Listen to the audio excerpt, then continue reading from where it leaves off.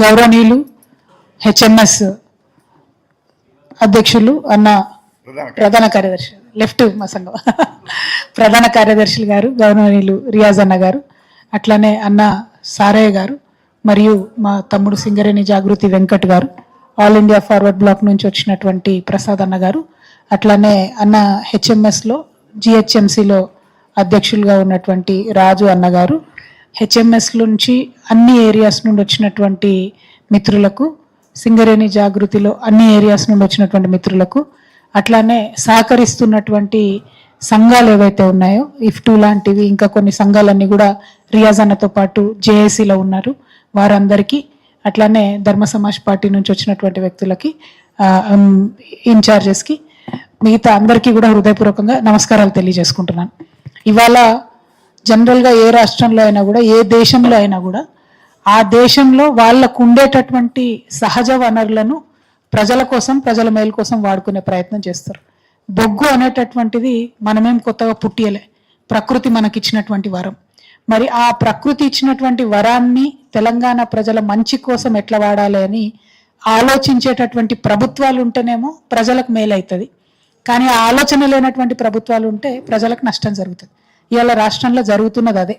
మనం అంతకుముందు ఉమ్మడి ఆంధ్రప్రదేశ్లో ఉన్నప్పుడు కూడా అసలు తెలంగాణ బిడ్డలు బతికినరంటే అయితే దుబాయ్ పోయి లేకపోతే బొగ్బాయి పోయి లేకపోతే బొంబాయి పోయి అని చెప్పి మనం బాధతోనే ఆనాడు అనుకునేది. ఆనాడు ఉమ్మడి ఆంధ్రప్రదేశ్లో మనకు తిండికి గతి లేనటువంటి సమయంలో కూడా మరి మనకు ఫుడ్ పెట్టిందంటే సింగరేణి. మరి అందుకే సింగరేణి సిరులవేణి అని మన తెలంగాణ తల్లిని ఎట్లా కొలుసుకుంటామో సింగరేణి అంటే అంత ప్రేమగా మనందరం తలుచుకుంటాం. కానీ అటువంటి ఆలోచన, అటువంటి ఒక భావోద్వేగం సింగరేణితో లేనటువంటి వ్యక్తులు, పార్టీలు ఇలా ప్రభుత్వంలో ఉన్నాయి. కాబట్టి సింగరేణి బిడ్డల దుఃఖం ఈ ప్రభుత్వానికి అర్థమైతలేదని చాలా బాధగా నేను చెప్తా ఉన్నా. విమర్శలు ఎన్నన్నా చేయొచ్చు, కానీ కారణం ఎందుకు విమర్శ చేస్తున్నాం? ఇవాళ ఎంత దుఃఖం. అసలు ఆ బొగ్గుబాయిలకు దిగి కనీసం గాలి పీల్చుకుంటే కూడా లంగ్స్ నిండా బొగ్గు పౌడర్ డిపాజిట్ అయిపోతుంది, రకరకాల జబ్బులు వస్తాయి, వంగి నడిస్తే నడుం పడిపోయే పరిస్థితి, కాళ్ళు మొత్తం వంకరపోయే పరిస్థితి, ఎక్కడ పడతామో ఏందో తెలియదు. చాలా మందికి నిజంగా అర్థం కాదు, కానీ ఖాళీ కడుపుతోని పోయి ఆ కాలేటటువంటి కడుపుతోని బొగ్గు తవ్వి బయటకు తీసుకొస్తాడు సింగరేణి గని కార్మికులు. చాలా మందికి దూరం ఉండి దానంతటవే బొగ్గు వస్తుంది, దానంతటవే కరెంట్ వస్తుంది అనుకుంటారు, కానీ ఒకసారి దిగితే లోపలికి అర్థమవుతుంది మైన్ ఎట్లా ఉంటుంది అనేటటువంటి విషయం తెలియనటువంటి వాళ్ళు ఇవాళ అధికారంలో ఉన్నారు. కాబట్టి మన కష్టాలు అర్థమవుతలేవు. ఆనాడు తెలంగాణ వచ్చిన తర్వాత ఒకటే ఒక ఆలోచన చేసినాం. ఏంటిది? ఇక్కడ సింగరేణిలో ఇంత కష్టపడి పనిచేస్తున్నటువంటి కార్మికులు ఉన్నారు, వాళ్ళ పిల్లలకు డిపెండెంట్ ఉద్యోగాలు ఇస్తేనే ఆ ఏరియా బాగుపడుతుంది అనుకొని ఏమాత్రం కూడా రూల్స్ పెట్టకుండా రిలాక్స్ చేసి ఆనాడు మనం చేసుకోవడం జరిగింది. దానివల్ల 20,000 మంది పైచిలకు ఉద్యోగాలు వచ్చినాయి. ఇవాళ 20,000 మంది యువకులు ఉద్యోగాలు చేసుకుంటూ అంతో ఇంతో భద్రతతో ఉన్నారు. వాళ్ళ మీద కన్నుపడ్డది కాంగ్రెస్ ప్రభుత్వానికి. ఏమంటుండ్రు మొన్న బట్టి విక్రమార్క గారు డిప్యూటీ సీఎం గారు అసెంబ్లీ సాక్షిగా, నేను ఎంక్వైరీ చేస్తే వీళ్ళకి ఉద్యోగాలు ఎట్లా ఇచ్చిర్రు అంటారు. కనీసం కొంచెమన్న ఆలోచన ఉండాలి. ఎందుకు ఇచ్చినాం అసలు? ఫస్ట్ ఆఫ్ ఆల్ ఉద్యోగాలు ఎందుకు ఇచ్చినాం అంటే తెలంగాణలో సఫర్ అయినాం కాబట్టి, సఫర్ అయినటువంటి సందర్భంలో ఆరోగ్యాలు ఓడగొట్టుకొని మొత్తం జీవితం పొడగొట్టుకొని అందులో పనిచేసిన కార్మికులు ఉన్నారు కాబట్టి ఆ కార్మికులు వాళ్ళ కుటుంబానికి రిలీఫ్ ఇవ్వాలి కాబట్టి అన్ని రకాల ఎగ్జామ్షన్స్ ఇచ్చుకున్నాం ఉద్యోగాలు. అవి ఇచ్చుకుంటాం. అది అప్పుడు ఆనాడు గవర్నమెంట్ పాలసీ. ఎట్లా వ్యతిరేకిస్తావు నువ్వు? ఎట్లా ఎంక్వైరీ చేస్తావు దాని మీద? బట్టి విక్రమార్క గారికి మేము హెచ్చరిక చేస్తా ఉన్నాం. ఇవాళ హెచ్చరిక, సింగరేణితో పెట్టుకున్నాడు ఎవడు బాగుపడలే ప్రపంచంలో. మీరు సింగరేణి కార్మికులు వాళ్ళ ఉద్యోగాలు ఎట్లున్నాయని ఎంక్వైరీ చేస్తే చూస్తూ ఊరుకునేది లేదు. వెయ్యండి ఎంక్వైరీ. ఎవరి మీద వేయాలి? ఓబీ కాంట్రాక్టర్ల మీద వేయాలి ఎంక్వైరీ, డీజిల్ మింగే దొంగల మీద వేయాలి ఎంక్వైరీ, మీద వాళ్ళు అన్ని పంచుకునేటటువంటి కరప్ట్ అధికారుల మీద వేయాలి ఎంక్వైరీ, కరప్ట్ నాయకుల మీద వేయాలి, పైరవీలు చేసి అందులో కాంట్రాక్టులు సంపాదించుకునేది. కష్టపడి చెమటోడ్చేటటువంటి కార్మికుడి మీద కాదు వేయాల్సింది. మీరు మీ ప్రతాపం వీళ్ళ మీద కాదు చూపించాల్సింది. సింగరేణి బొగ్గును మింగుతున్నటువంటి దొంగల మీద వేయాలి. అవి పక్కకు పెట్టి కార్మికులను ఎట్లా తీసుకున్నారు ఎంక్వైరీ చేస్తా అంటే అసలు ఏమన్నా మత్తున్న మాటనే నాది. క్షమించాలి, నాకు బాగా గౌరవం ఉండే బట్టి విక్రమార్క గారు అంటే, కానీ మొన్న అసెంబ్లీలో సింగరేణి విషయంలో బట్టి విక్రమార్క గారు మాట్లాడినటువంటి మాటల్ని మేము తీవ్రంగా ఖండిస్తా ఉన్నాం. హెచ్ఎంఎస్ తరఫున, తెలంగాణ జాగృతి తరఫున చాలా తీవ్రంగా ఖండిస్తున్నాం. ఎంక్వైరీ అని కార్మికులు సతాయిస్తే చూసుకుంటూ ఊరుకునే క్వశ్చనే లేదు. రెండు విలియాలు ఎట్లా పరిపాలన చేస్తున్నారో కొంత ప్రజలకు అట్లానే సింగరేణి లో ఉన్నటువంటి కార్మికులకు తెలవాలి. ఎంత దారుణం అంటే అన్ని లాస్లలోనే వీళ్ళు చేస్తున్నారు. ప్రతి ఒక్కటి కూడా ఇప్పుడు ఓబీ కాంట్రాక్ట్లు ఉంటే అందులో 251 కోట్లు డైరెక్ట్ లాస్ అని నేను చెప్పలేను, కాగ్ రిపోర్ట్ చెప్తున్నది. నిబంధనలు ఉల్లంఘించడం ద్వారా 74 కోట్ల నష్టం అని చెప్పి కాగ్ చెప్తున్నది. బొగ్గు రవాణాలో సరిగ్గా వీళ్ళకి చూసుకోవడం రాక ఆయన లీకేజ్లతో ఆయన లాస్ 25 కోట్ల రూపాయలు. ఇక అదనపు వసూళ్లతోని వినియోగదారుల నుంచి వాళ్ళ దగ్గర నుంచి చేయలేక 1000 కోట్లు 1078 కోట్లు లాస్ అని చెప్పి చెప్తా ఉన్నారు.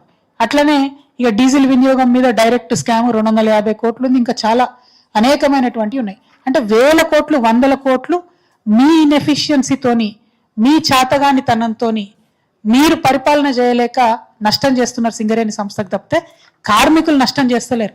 కార్మికులు కరెక్ట్ షిఫ్ట్ టైంకే దిగుతున్నారు, వాళ్ళ పని వాళ్ళు చేస్తూనే ఉన్నారు, బొగ్గు ప్రొడక్షన్ వాళ్ళు చేస్తూనే ఉన్నారు. కామెడీ ఏంటంటే బొగ్గు ప్రొడక్షన్ ఇక ఇట్లా జరుగుతుందని చెప్పి వీళ్ళు చెప్తారు. మొన్న కిషన్ రెడ్డి గారు పోయి ముచ్చట పెట్టగానే బొగ్గు ప్రొడక్షన్ మారిపోతుంది. మరి నంబరు ఎందుకు మారుతుందో తెలియదు. నేను అనుకోవడం అయితే కార్మికులకు లాభాలలో వాటా ఇవ్వాలని చెప్పి మార్చిండ్రని చెప్పి నేను బలంగా నమ్ముతున్నా. ఇంత భయం ఎందుకు మీకు? కార్మికులతోని వాళ్ళు కష్టపడి చెమట చిందిస్తేనే బొగ్గు వస్తుంది, డబ్బులు వస్తాయి, దాంతోనే కరెంట్ వస్తుంది. వాళ్ళతో లాభాలలో పంచుకోవడానికి వాటా మీకు ఏం అభ్యంతరం ఉన్నది? కాంట్రాక్టర్లకు దోషి పెడుతురు కదా 1000 కోట్లు. ఏముంది కార్మికులతో నష్టం మీకు చెప్పండి? ఇదొక పక్క. ఇంకో పక్క సింగరేణి సంస్థ స్వయం ప్రతిపత్తి కలిగినటువంటి సంస్థ. గవర్నమెంట్ రూల్ అప్లై కాదు. ఇప్పటిదాకా రియాజ్ అన్న గారు చెప్పినట్టు గవర్నమెంట్ రూల్ అప్లై కాదు, అది ఇండిపెండెంట్ ఆటోనమస్ బాడీ. ఇప్పుడు దాంట్లో ప్రభుత్వం బకాయిలు ఎన్ని బకాయిలు? మొత్తం 47,000 కోట్ల బకాయిలు ప్రభుత్వం ఇలా కడతలేదు సింగరేణికి. మరి ఎట్లా సంస్థ ఎట్లా సస్టైన్ అవుతుంది? అంటే బొగ్గు సప్లై చేస్తే ఎవరైనా ఒక వస్తువు ఇస్తే ఇమీడియట్ గా తీసుకుంటారు. బొగ్గు సప్లై చేస్తే ఇవ్వకుండా ప్రభుత్వం ఆపినటువంటి బకాయిలు 20,646 కోట్లు. అట్లనే విద్యుత్ సరఫరా చేస్తున్నటువంటి బకాయిలు 26,369 కోట్లు. అంటే మొత్తం 47,000 crores సింగరేణి సంస్థకి ఇవ్వకపోయేసరికి జీతాలు ఇవ్వడానికి కానీ, కొత్త మెషినరీ కొనడానికి కానీ, కార్మికుల సేఫ్టీకి సంబంధించినటువంటి ఏ ఒక్క ఐటమ్ కొనడానికి కానీ ఇలా పైసలు లేక ఇబ్బంది పడుతుంది. ఓకే, పైసలు లేవు, ఇబ్బంది పడుతున్నాం. మరి అట్లాంటప్పుడు మీకు ఎందుకు రాజస్థాన్లో పోయి సోలార్ పెట్టుడు ఎందుకు? నువ్వు ఇంకొక కామెడీ ఏంటంటే కొత్త బిజినెస్ చేస్తామని ఒక బిజినెస్ మొదలు పెట్టింది సింగరేణి. ఇది దయచేసి సింగరేణి యువ కార్మికులందరూ తెలుసుకోవాలి, ఎక్స్పోజ్ చేయాలి ఈ విషయాన్ని కాంగ్రెస్ గవర్నమెంట్. ఏం బిజినెస్ ఇది? బ్యాటరీ గ్రేడ్ లిథియం రిఫైనరీ అని చెప్పి పెట్టిండ్రు. సరే, సంతోషం, పెట్టిండ్రు. ఏంది దీని ఏందట అంటే ఈయన గ్లోబల్ సమ్మిట్ అని పెట్టిరు Congress party, Telangana rising global summit అని. ఇప్పుడు ఆ సమ్మిట్ లో మరి MOL చూపియాలి కదా, 1000 కోట్లు వచ్చినాయని చెప్పాలి కదా. అందుకని చెప్పి ఈ ప్రాజెక్ట్ ఎంత చెప్పారు? 2,250 కోట్లతోని సింగరేణి ప్లస్ ఒక ప్రైవేట్ సంస్థ కలిసి ఒక కంపెనీ పెడుతున్నాము. దాని ద్వారా ఈ లిథియం అనేటటువంటి ఏదైతే వనరు దొరుకుతుందో దాన్ని రిఫైన్ చేస్తామని చెప్తున్నారు. సంతోషం, పెడుతున్నారు. వీళ్ళకి ఏమన్నా అడ్వాంటేజ్ అవుతుందేమో తెలంగాణ వాళ్ళకని అనుకుంటే వాళ్ళు ఎవరితో పార్ట్నర్షిప్ చేస్తున్నారు? ఒక కంపెనీ. ఆ కంపెనీ పేరు ఆల్ట్మిన్ అనే కంపెనీ. ఈ కంపెనీ పెట్టిందే 2023లో.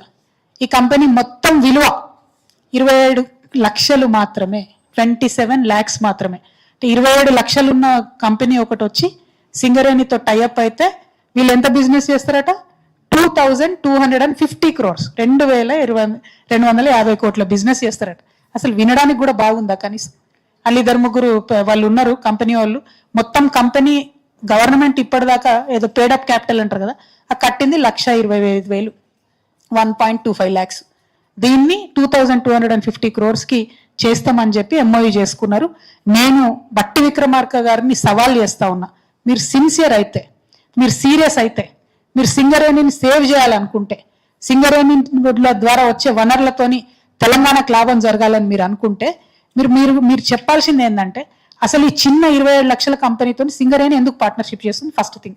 ఓకే, పార్ట్నర్షిప్ చేస్తే బ్యాంక్ గ్యారంటీ సింగరేణి ఇస్తుందా, ఆల్ట్మిన్ అనే కంపెనీ ఇస్తుందా? మరి దీన్ని మొత్తం రిఫైనరీ పెట్టడం ద్వారా వచ్చే లాభాలలో ఆల్ట్మిన్ కంపెనీ వాటా ఎంత, సింగరేణి వాటా ఎంత? ఎందుకోసం ఇది పెడుతున్నారు రిఫైనరీ? ఈ ఏదైతే లిథియం రిఫైనరీ అని చెప్తా ఉన్నారో, ఈ లిథియం రిఫైనరీ ప్రపంచంలో పెద్ద పెద్ద కంపెనీలు పెట్టి మునిగిపోయి చేతులు కాల్చుకొని వెనక్కి తీసుకున్నారు, బ్రెజిల్లో ఇంకా అనేక దేశాలలో. మరి మీరెందుకు ఇది కొత్త ప్రయోగం చేస్తున్నారు? పోనీ చేస్తున్నారు, మరి ఊరు పేరు లేని కంపెనీతో ఎందుకు చేస్తున్నారు?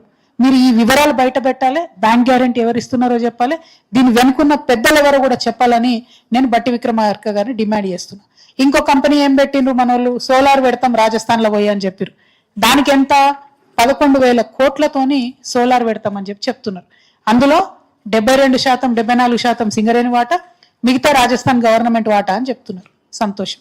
కానీ ఎంత ఘోరం అంటే మామూలుగా ఒక్కొక్క మెగావాట్ సోలార్ పవర్ ప్రొడ్యూస్ చేయడానికి అయ్యే డబ్బుల కన్నా 3 ఇంతలు ఎక్కువ ఖర్చు పెట్టి పెడతా ఉన్నారు. ఇది అవుట్ రైట్ గా అవినీతి ఉన్నది దీంట్లో. దీని మీద కూడా మేము లెటర్ రాస్తాం, ఎంక్వైరీ చేయాల్సిందే. మీరు కార్మికులను కాదు ఎంక్వైరీ చేయాల్సింది, ఈ సోలార్ పవర్ ప్రాజెక్ట్ రాజస్థాన్లో పెట్టే దాని మీద ఎంక్వైరీ చేయాలి. ఈ ఆల్ట్మిన్ కంపెనీతో ఉన్నటువంటి ఒప్పందం ఏందో దాని మీద కూడా నేను ఖచ్చితంగా ఎంక్వైరీ చేయాలని చెప్పి డిమాండ్ చేస్తా ఉన్నాను. అదేవిధంగా మనం ఎప్పటి నుంచో కొన్ని అంశాలు అడుగుతా ఉన్నాం. ఎందుకంటే ఇంట్రడక్షన్ కాబట్టి టకటక చెప్తా, మీరు అందరూ మాట్లాడాలి. ఏం అడుగుతున్నాం? ఒకటి, మెడికల్ బోర్డును పాత పద్ధతిలోనే నిర్వహించాలని అడుగుతున్నాం. దానికోసం ఇదివరకు హెచ్ఎంఎస్ను జాగృతి ఆధ్వర్యంలో మనం పోయాడు సింగరేణి భవన్ ముట్టడి చేసి ధర్నా చేస్తే కరెక్ట్గా 5 రోజులలో పెట్టిరా మెడికల్ బోర్డు, మళ్ళా కథం, మళ్ళా బంద్, మళ్ళీ పెడతలేరు. మెడికల్ బోర్డు రెగ్యులర్గా పెట్టాలి. ఖచ్చితంగా దాన్ని ఎట్లా పెడతారు, ఏం పెడతారు అనేటటువంటి విషయాన్ని ఇమీడియట్గా మీరు చెప్పాలని ప్రభుత్వాన్ని నేను డిమాండ్ చేస్తున్నా. 2, పెండింగ్లో ఉన్న విజిలెన్స్ కేసులను తొందరగా విచారించి పరిష్కరించాలని చెప్పి నేను కోరుతా ఉన్నాను. సొంత ఇల్లు పథకం ఏదైతుందో కార్మికుల కోసం ఉద్దేశించినటువంటి సొంత ఇల్లు పథకాన్ని వెంటనే అమల్లోకి తీసుకురావాలని ఇంకో డిమాండ్ చేస్తున్నాను. ఇన్కమ్ ట్యాక్స్ ఏదైతే ఆదాయ పన్ను ఉందో ఆ పర్క్స్ మీద ఇన్కమ్ ట్యాక్స్ వేయడం అన్నది తగ్గించాలి. ఇది ఒక్కసారి మా కార్మిక మిత్రులకు కూడా నేను చెప్పదలుచుకున్న కొంచెం డీటెయిల్డ్గా. ఎందుకు అడుగుతున్నాం ఐటీ ఎగ్జామ్షన్ అంటే, ఇది నేను ఎంపీగా ఉన్నప్పుడు 2015లోనే పార్లమెంట్లో అడిగిన, నేను కంప్లీట్గా బొగ్గుగని కార్మికులు ఎక్కడైనా దేశంలో ఉన్న వాళ్ళకు ఐటీ ఉండకూడదని చెప్పి అడగడం జరిగింది. ఎందుకు అడుగుతున్నాం అంటే, ఇప్పుడు బదిలీ వర్కర్ ఉంటారు కేటగిరీ 1లా, ఈ ఐటీ ఎగ్జామ్షన్ వస్తే 12,000 to 15,000 వాళ్ళకు లాభం జరుగుతుంది. కేటగిరీ 4లో ఉంటారు ఎంప్లాయీస్, వాళ్ళకు 18,000 to 22,000 లాభం జరుగుతుంది. అట్లనే కేటగిరీ 6లో ఉంటారు కొంతమంది ఎంప్లాయీస్, వాళ్ళకు 24,000 to 28,000 లాభం జరుగుతుంది. అట్లనే గ్రేడ్ సి టీ&ఎస్ ఎంప్లాయీస్ ఎవరైతే ఉంటారో వాళ్ళకు 30,000 to 35,000 లాభం జరుగుతుంది ఐటీ ఎగ్జామ్షన్ ఇస్తే. అట్లనే గ్రేడ్ బి ఎవరైతే ఎంప్లాయీస్ ఉంటారో వాళ్ళకు 45,000 నుంచి 55,000 లాభం జరుగుతుంది. గ్రేడ్ ఏ ఎంప్లాయీస్ ఎవరైతే ఉంటారో వాళ్ళకి 65,000 నుంచి 80,000 లాభం జరుగుతుంది. కాబట్టి మేము ఈ ఐటీ ఎగ్జామ్షన్ ఇవ్వమని అడుగుతున్నాం. ఉట్టిగా ఏం అడుగుతలేము. ఇది చాలా రిస్కీ సెక్టరు, లైఫ్ రిస్కీ చేసే ఉద్యోగం కాబట్టి ఇన్కమ్ ట్యాక్స్ ఉండకూడదు దీని మీద అనేది యాజ్ ఎ పాలసీగా మేము అడుగుతున్నాం తప్పితే ఉట్టిగా కారణం లేకుండా అడుగుతలేమనే విషయాన్ని కూడా ప్రభుత్వానికి నేను డిమాండ్ చేస్తూ ఉన్నాను. అట్లానే మెడికల్ ఫిట్ అభ్యర్థుల పోస్టింగ్లు ఏవైతే ఉన్నాయో, అంటే వైద్య పరీక్షల్లో అర్హత సాధించినటువంటి సుమారు 300 మంది అభ్యర్థులు ఉన్నారు, వాళ్ళకి వెంటనే ఉత్తర్వులు ఇచ్చి పోస్టింగ్ ఇవ్వాలని చెప్పి డిమాండ్ చేస్తూ ఉన్నాను. అట్లనే క్లర్క్ పోస్ట్ పరీక్షలు ఏవైతే ఉన్నాయో, ఖాళీగా ఉన్న క్లర్క్ పోస్టులు భర్తీ కోసం వెంటనే పరీక్షలు నిర్వహించాలని చెప్పి అడుగుతున్నాను. తర్వాత ప్రభుత్వం ఇచ్చే బకాయిలు ఇప్పుడు దాకా నేను చెప్పినట్టు అది వెంటనే ఇవ్వాలి. స్ట్రక్చర్ కమిటీ అది మరి ఫంక్షనల్ ఉందో లేదో నాకు తెలియదు, కానీ తీసుకున్న నిర్ణయాలు వెంటనే అమలు చేయాలని చెప్పి కోరుతున్నాను.